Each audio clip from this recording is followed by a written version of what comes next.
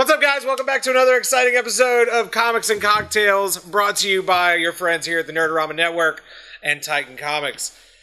On the panel tonight, we have Adam, Ty, and back, Switt. Howdy. Woo!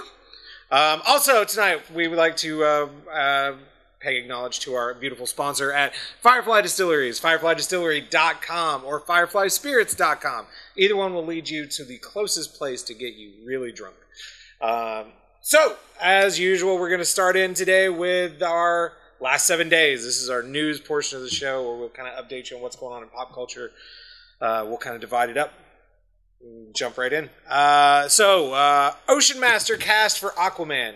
Patrick Wilson has been cast to play Aquaman's half-brother Orm, a.k.a. the Ocean Master, in DC Films' 2018 Aquaman movie, according to Deadline. So is he going to be the villain? Yeah. Or is it going to be Black Manta? That was a good song. I think they're going to go more along the lines of Orm is in the royal family, but leading into splinter off. Yeah, kind of the Sinestro thing. That's a sequel. Yep, exactly. You can't get Ocean Masters with a sequel. They're going the Doctor Strange route. If you're a fan of Patrick Wilson, you know he's also been involved in Watchmen. He would voice the President of the United States in Batman vs. Superman: Dawn of Justice. He also played Night Owl in Watchmen. He's in a fuckload of those James Wan movies. Yep. Horror movies. In addition to that, the actor was cast in an unspecified role in Marvel Studios' Ant-Man, but left before filming due to delays in the film. There were so many people that left that film, like Edgar Wright. Well, once Edgar Wright left, everyone left.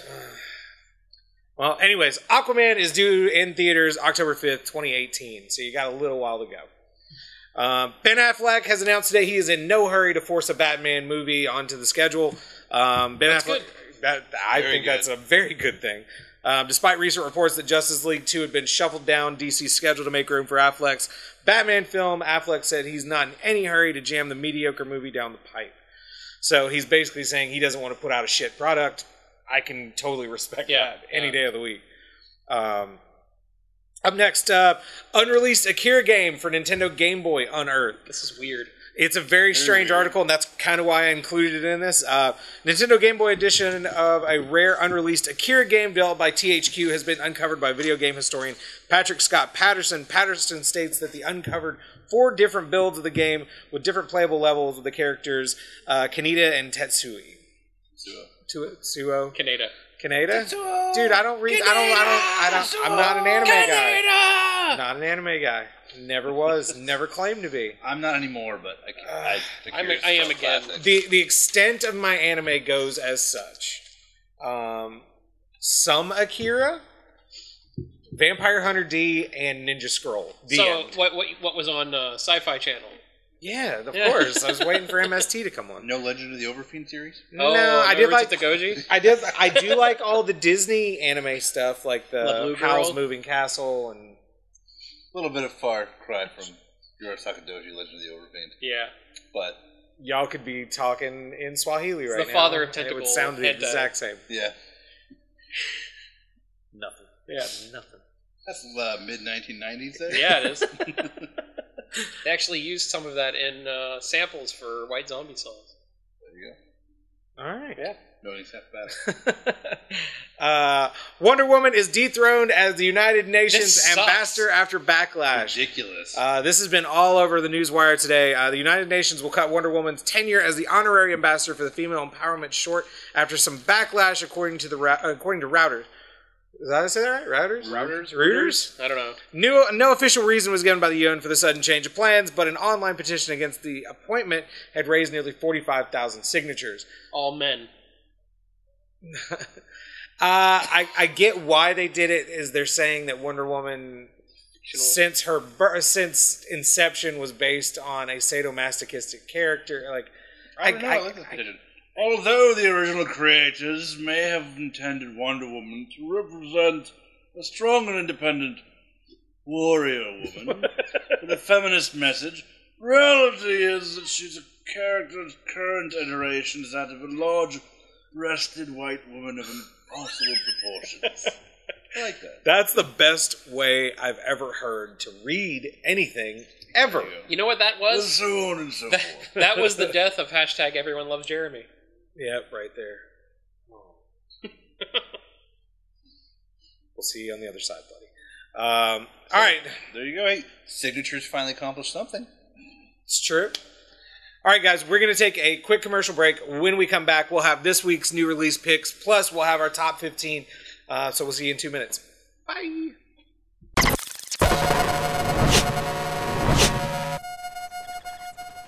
This episode of Comics and Cocktails is brought to you by Firefly Distillery. Located in South Carolina, Firefly is the largest distillery in the state and has become a large destination in the Charleston area. Firefly makes a variety of sweet tea vodkas as well as many different flavors of moonshine, whiskey, rums, and ready-to-drink specialties. Check out these products and more at fireflyspirits.com. So head to your local liquor store and ask for Firefly. Spirits with a southern flavor.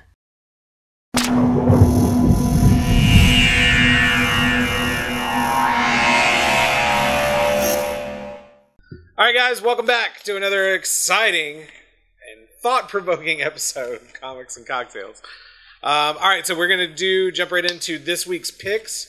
Adam, we'll start your way and work our way down the table. So what do you got for us? Number 3 was a tie. They're both in the same universe. But They were me. They were two different books. First one is Optimus Prime, number 1. It's him on Earth after Revolution. If you read Revolution, it was pretty cool crossover. If you didn't, then you're probably the majority of comic book readers. It was also Transformers Lost Light, number 1, where Rodimus and them start looking for the afterlife of the Transformers world. Are you reading the Transformers stuff? You're a very big Transformers guy. I read it weekly. Really?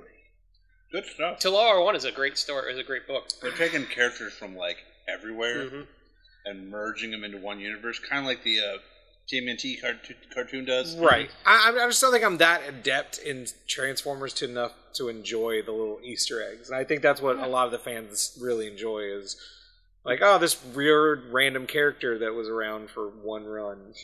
Well, they brought like Swerve in there. They've got McAdams Bar, which was like, it's in other episodes. Like, I think Transformers animated cartoon had a McAdams in it. So like, it's like stuff from everywhere. Like swashed into one, but it's... Like if it's not the 80s cartoon, I've not kept up on Transformers at all. Most of the Transformers stuff now is literally made to support toy lines. Combiner Wars is Combiner Wars.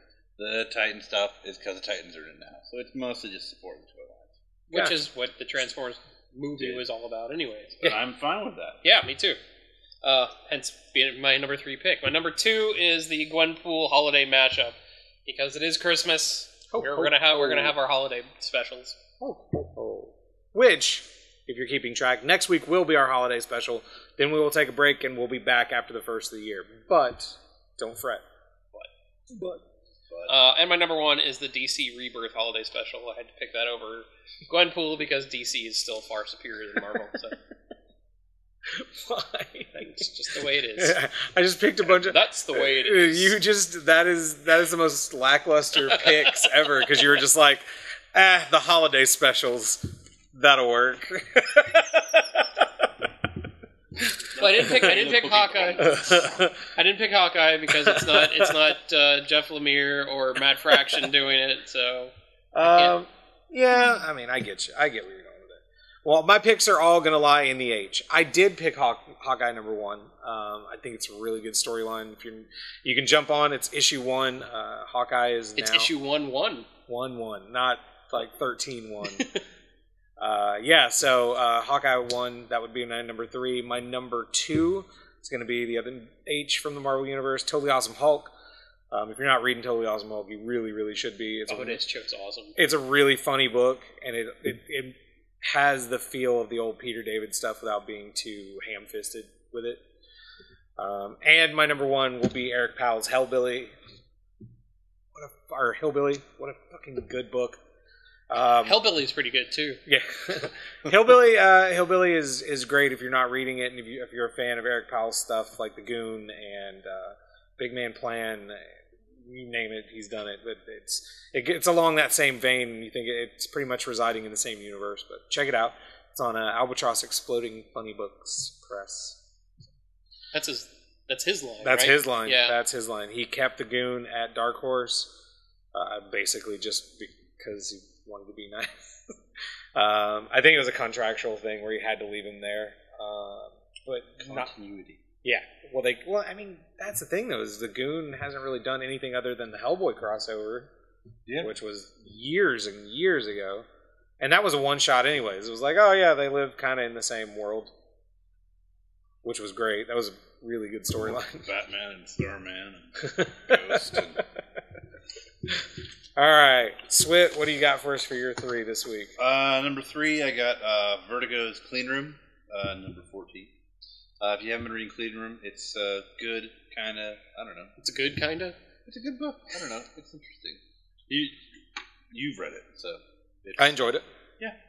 It's kind of out there, but it's entertaining. I mean, it's been out for a little over a year, so it's something to jump in, check out if you like something a little different. Number 2, sticking with Scooby-Doo Apocalypse, number 8. I'm a big fan of what they're doing with it. It's a damn good book. Yeah, it's a damn good book, and I don't want to like it. I really don't want to. Nobody like it. wanted to like it. I really don't want to like it, and I like it. So that's number 2. I'm actually really excited about the Space Ghost Green Lantern crossover coming out. Oh, all those. Yeah, I was reading up on those. I'm. It's going to be weird. DCU is going to be very weird in the next year. Is it? As long as it's toys, I don't care. That's true. My number 1 pick is Marvel's Guardians of the Galaxy number 1, Grounded, where the whole team's kind of stuck on Earth. Looking forward to seeing Rocket Raccoon, Rocket, yeah, dealing with being on Earth. I think it's kind of interesting. So. Being on the Very planet much so. he hates. Yeah. And speaking of which, Rocket number 1 will be launching next week to coincide with Guardians 1 this week.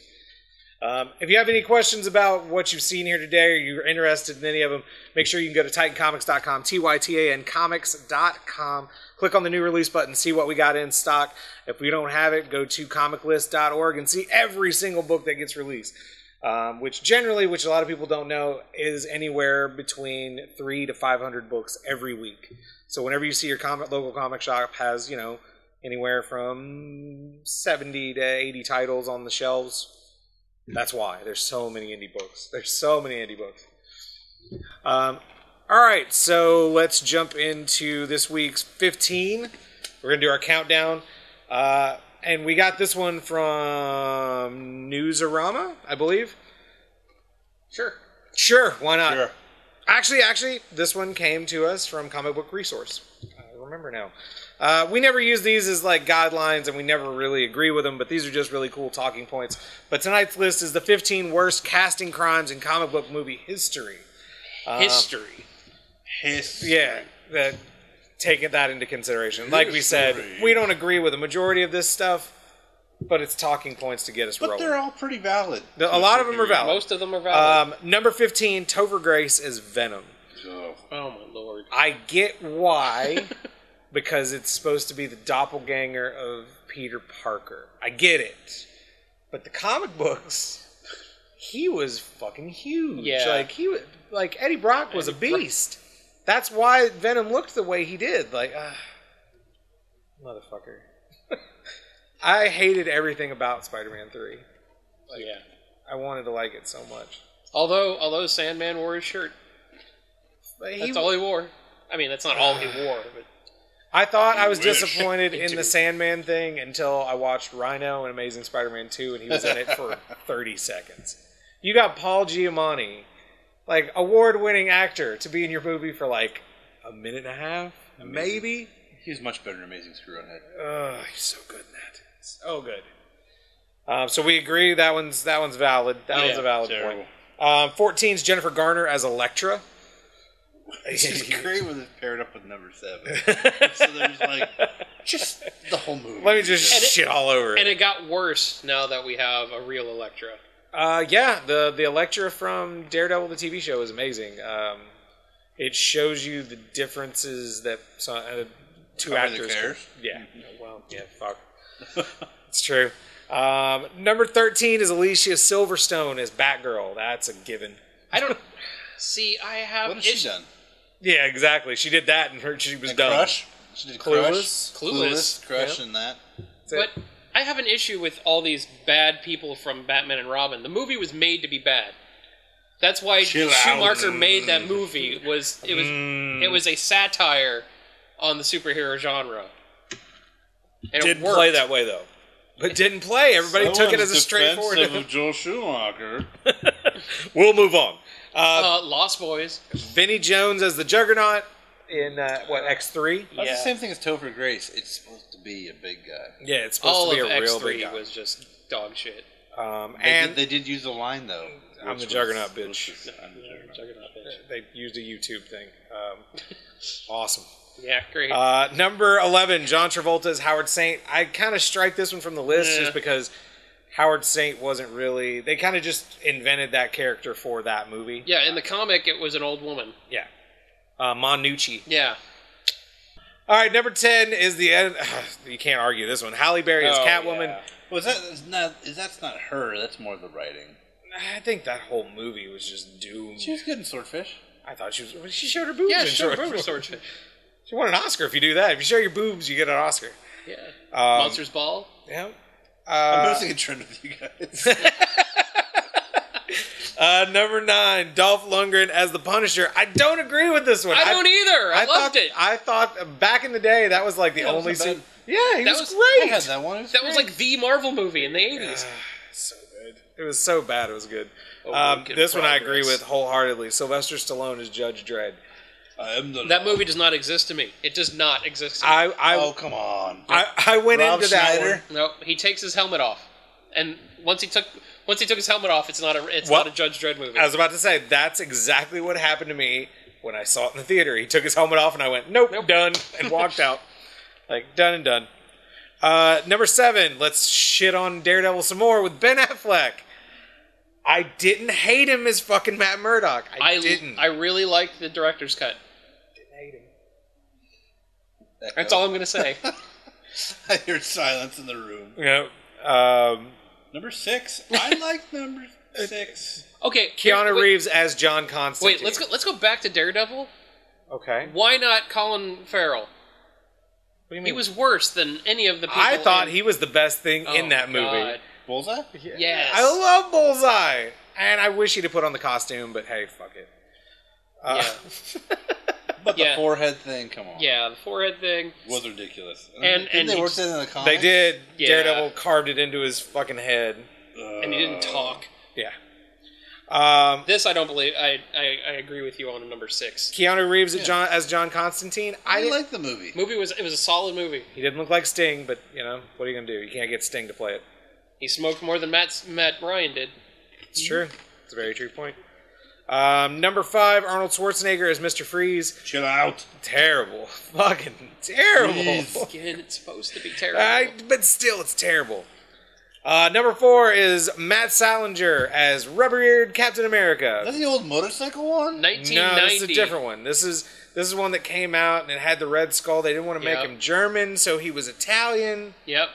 And the cowl he had rubber ears. Like, And the shield. The shield was clear. oh yeah, it was a clear shield. There's a piece of comic history that I'm missing right now. Dude. It was direct to video. It was supposed to come out in theaters too. Yep. I remember the teaser had just the shield coming out from space. Yep. And then nothing. Matt Salinger is the nephew of J.D. Salinger. And that's one of Ty's not true facts. I mean, it might be. I don't know. Look it up. If I'm right, cool. Let us know at Titan Comics. Number 3, Nicolas Cage is the Ghost Rider. No.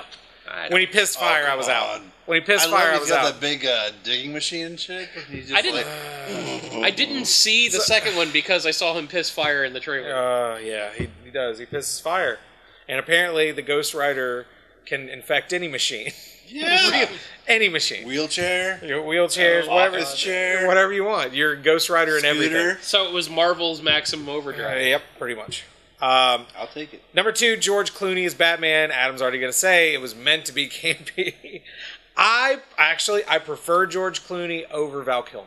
I like Val Yeah. Kilmer's Bruce Wayne though. I don't. I like George Clooney's Bruce Wayne just because he was more of that jovial, like, family. It's true. Well, he was Bob Kane Smiley Batman, not... He was George Clooney. Yeah, that's true. I do like George Clooney better than anything Christian Bale's ever done in the DC Isn't universe. George Clooney and everything? Yeah, he is George Clooney and everything. Even in Attack of the Killer Tomatoes Part 2. Oh, yes. Even in the episode of South Park when he played the dog. Yep. Arf. Even Facts of Life. Roseanne. He was great in Roseanne. And number one is the legend himself, Shaquille O'Neal as Steel. Oh my lord! Terrible fucking movie. Terrible. Fucking He was worse as Shazam. Yeah. Or Kazam. Shazam. Oh yeah. Jesus Christ. He would be a terrible Shazam though. Shaquille O'Neal's Black Adam. These are just a few of the picks that are out there. Let us know yours. Go to facebook.com/comics and cocktails. Leave us a comment. Tell us, what your bad superhero casting was. Maybe we'll talk about it on next week's show. Comics and Cocktails show. Comics and Cocktails show. Facebook.com/comics and cocktails show. I'm still impressed. I'm still amazed that there's no Fantastic Four anything on. You gotta... Not bad. Oh, you mean the new movie or the old movie? Any of them. Any of them. Even the Roger Corman. Sometimes you don't get what you want, The man. hand. You don't get what you want. I never get what I want.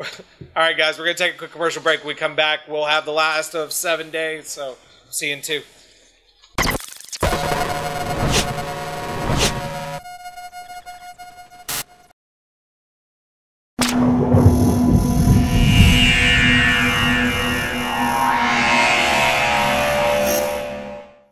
Welcome, boners!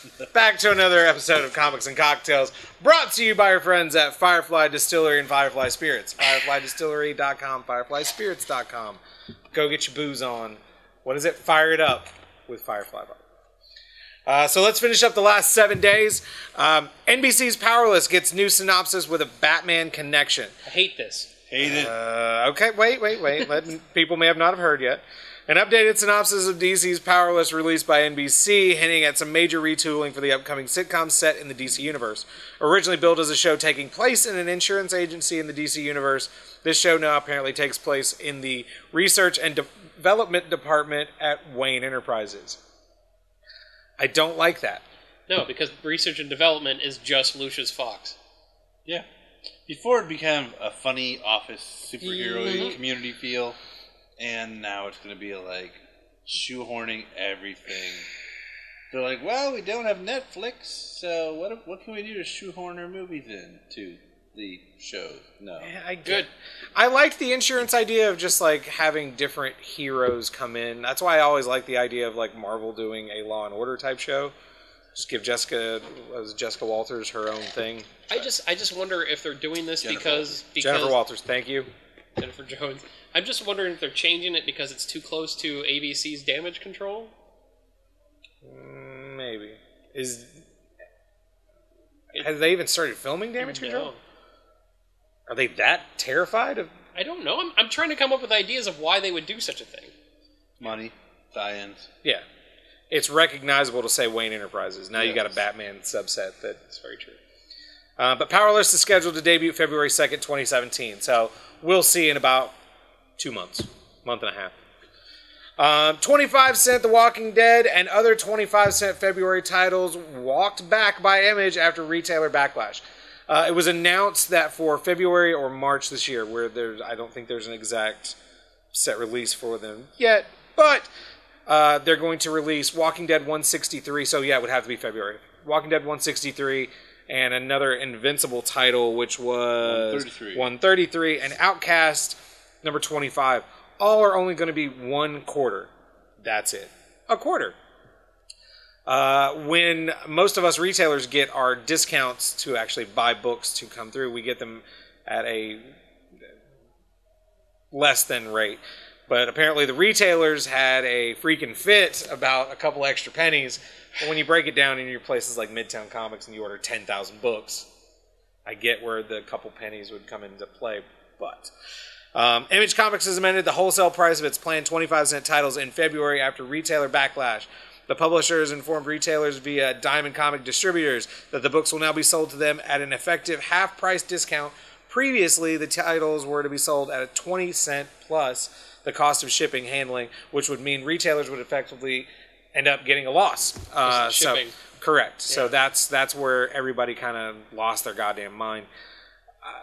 I mean, we take a loss every year for Free Comic Book Day. We take a loss for Halloween Comic Fest. It's kind of the cost of doing business as a comic book shop. People, It's the cost of promotion. correct. And you know, I gladly, when I placed my order, I gladly placed 100 for each book. I mean, that's you know, I'm basically giving them away, unless you get those people that come in and buy 13 copies. $3, sir. But as more as that comes in, we'll keep you guys abreast of it. But stay tuned. February, 25-cent books from your friends at Image. Arrow, Supergirl, Flash go retro in Batman 66 style animated credits. So check this out. Whoop. Fans have been pointing out similarities between Green Arrow and Batman since the 40s. When Ollie was parking his Arrow car in the Arrow Cave. Yeah. Now the Emerald Archer is following the Dark Knight's footsteps one more time, and he's bringing the rest of the CW's DC verse with him in the Arrow credit sequence, animated in the style of the Batman 66 TV series by YouTuber Dave Jones. If you've not seen it, it's really cool. You guys are watching it right now as we speak. It's probably over here. Link in the description. Is it over here? It's probably over us. It's probably over us. Neat. So we're talking while it's going. Check it out. It's really, really cool. Can't stress how cool it is enough.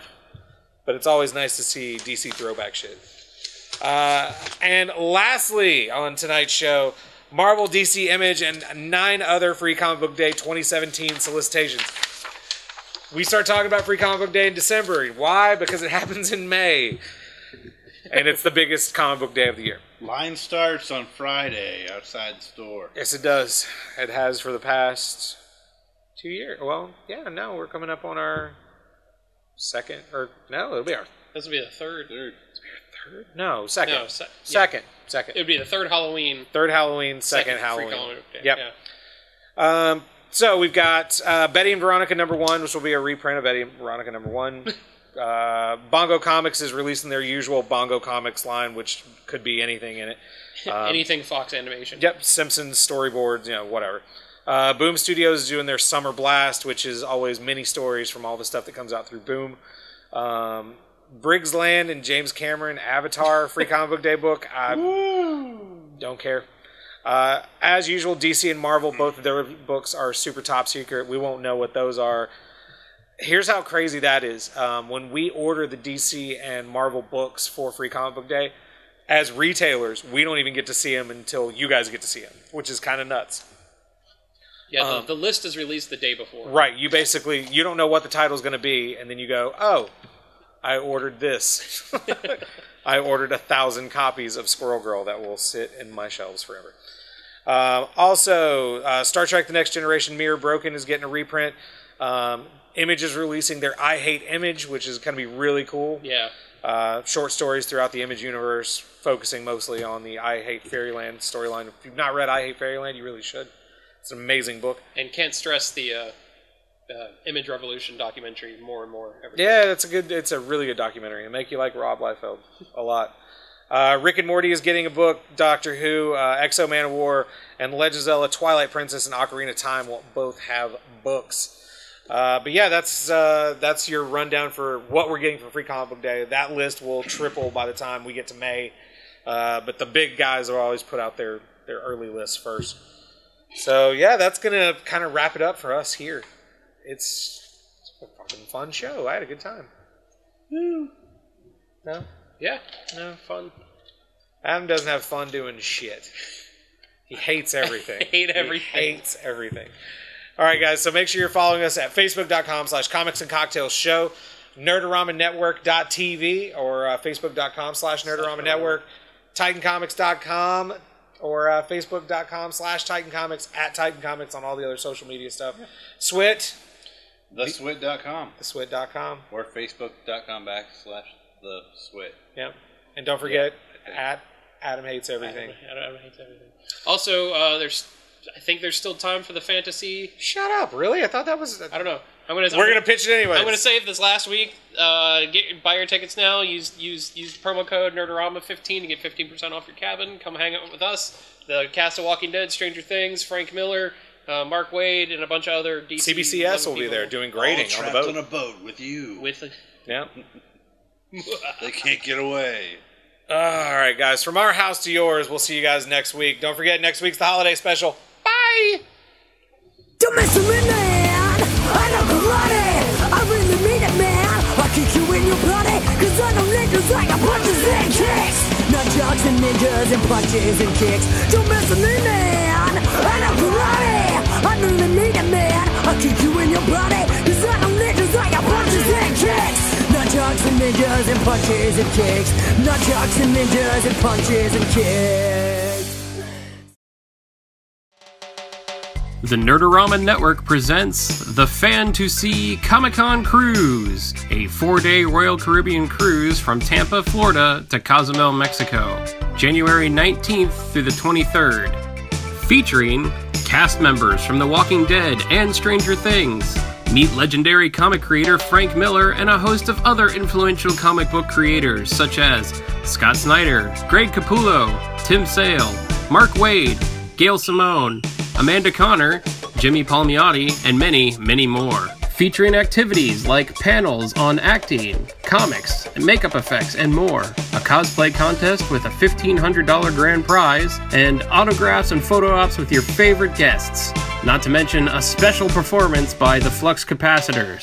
With packages starting at $3.99, cabins are selling out fast. Use the code Nerd-O-Rama15 for a huge discount. Offer expires November 20th. For full details, visit fan2see.com. Book now, and we'll see you on deck.